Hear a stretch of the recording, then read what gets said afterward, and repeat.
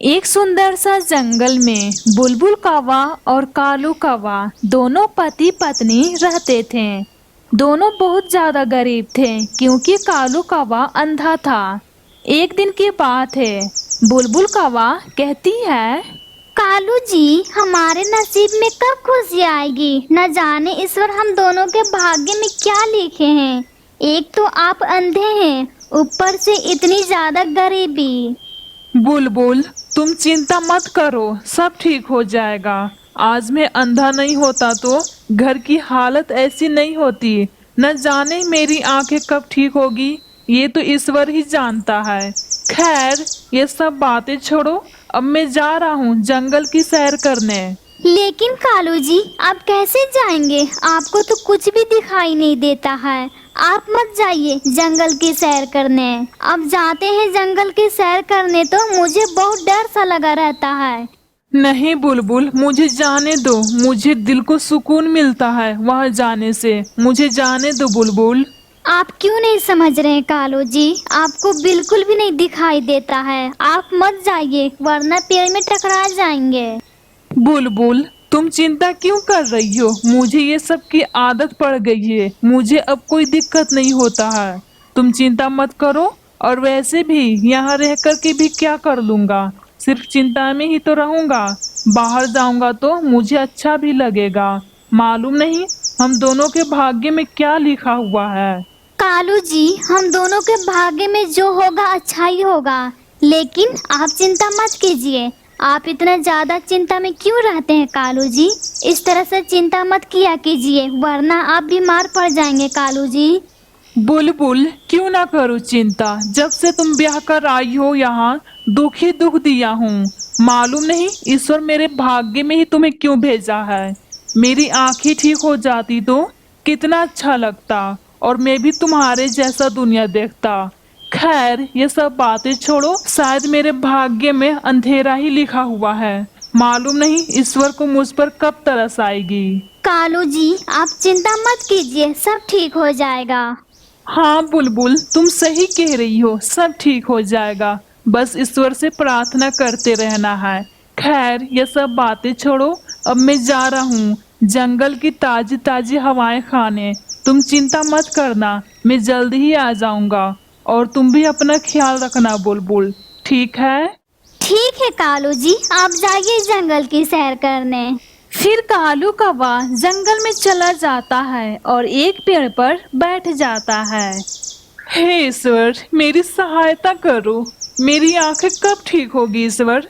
न जाने मेरे भाग्य में क्या लिखा हुआ है। खैर, ये सब बातें छोड़ते हैं। एक दिन ना एक दिन तो मेरी आंखें ठीक हो ही जाएगी। मैं अपना मन बहलाने के लिए गाना गाता हूँ। कब तक मैं इस तरह से उदास बैठा रहूंगा? अगर मैं गाना गाऊंगा तो मेरा मन भी बहल जाएगा और मुझे अच्छा भी लगेगा। कालू कौवा ये सब बातें सोचकर गाना गाने लगता है ताकि अपनी जिंदगी में कालू कौवा खुश रहे। हम अंधे हैं तो क्या हुआ दिल वाले हैं। हम अंधे हैं तो क्या हुआ दिल वाले हैं। हम तेरे तेरे तेरे चाहने वाले हैं। हम अंधे हैं तो क्या हुआ दिल वाले हैं। हम अंधे हैं तो क्या हुआ दिल वाले हैं। हम तेरे तेरे तेरे चाहने वाले हैं। हम अंधे हैं तो क्या हुआ दिल वाले हैं। कालू कौवा की ये गाना सुनकर कबूतर वहां पर आती है और कहती है कालू कौवा से, क्या दम है रे कालू तेरी आवाज में। ऐसा गाना तुझे स्टेशन पर गाकर भीख मांगना चाहिए था ताकि तुम्हारा और तुम्हारे परिवार का पेट भर सके। यहाँ तू किसे गाकर सुना रहा है? अगर तू स्टेशन पर गाएगा तो तुझे भीख भी मिलेगी। जा वहीं पर जा, तेरे आवाज में बहुत ज्यादा दम है। ईश्वर भी तुम्हारे साथ बहुत गलत किया है, तुम्हारी आंखें छीनकर। जा अभी जा स्टेशन पर और जाकर वहीं पे गाना गा। तेरे आवाज में बहुत ज्यादा दम है रे कालू, बहुत ज्यादा दम है। तुम कौन हो और मुझे इस तरह की बकवास सलाह क्यों दे रही हो? यहाँ से तुम चली जाओ। मेरे दुख में तुम मजाक बनाने आई हो।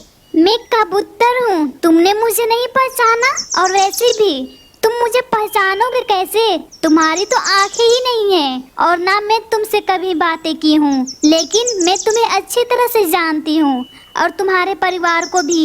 लेकिन तुम्हारी आवाज में बहुत ज्यादा दम है। जाओ तुम स्टेशन पर और वहीं पे गाना गाकर भीख मांगना ताकि तुम्हारा घर चल सके। तुम चुप रहो, मुझे सलाह देने की कोई जरूरत नहीं है। जाओ तुम यहाँ से। अगर तुम किसी की मदद नहीं कर सकती हो तो मजाक भी मत बनाया करो, समझे तुम? ठीक है, तुम गुस्सा क्यों कर रहे हो? मैं चली जाऊंगी, लेकिन मैंने जो कहा है उसे जरूर निभाना। सच में तुम्हारे आवाज में बहुत ज्यादा दम है रे कालू, बहुत ज्यादा।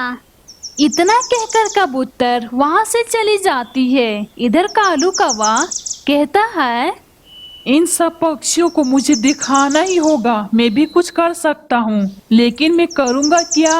अरे हाँ, मैं बुलबुल के साथ में बाजार में सब्जियाँ बेच सकता हूँ। फिर सारी पक्षियाँ की मुंह बंद हो जाएगी। अभी मैं टूनी चिड़ियाघर जाकर उधार सब्जियाँ लेता हूँ, फिर मैं उसे वापस दे दूंगा। हाँ, ये ठीक रहेगा, इन सारे पक्षियों को मुंह बंद करने का। अब मुझे कुछ ना कुछ करना ही होगा, वरना ये सब सारी पक्षियाँ मेरा मजाक बनाते रहेंगे।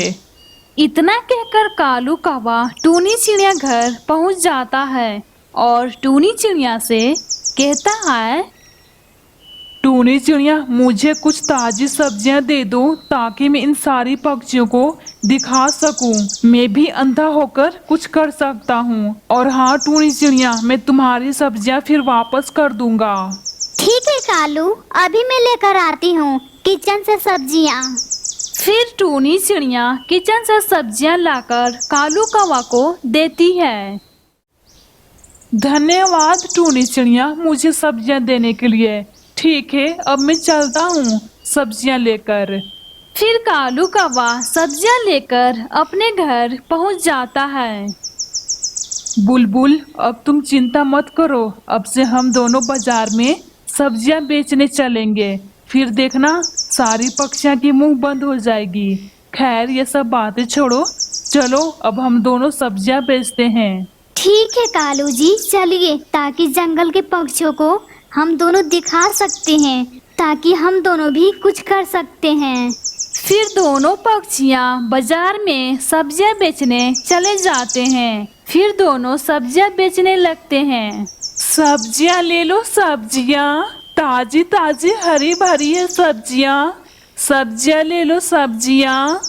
फिर दोनों पक्षियां इसी तरह सब्जी बेचकर अमीर बन जाते हैं और दोनों खुशी खुशी से रहने लगते हैं।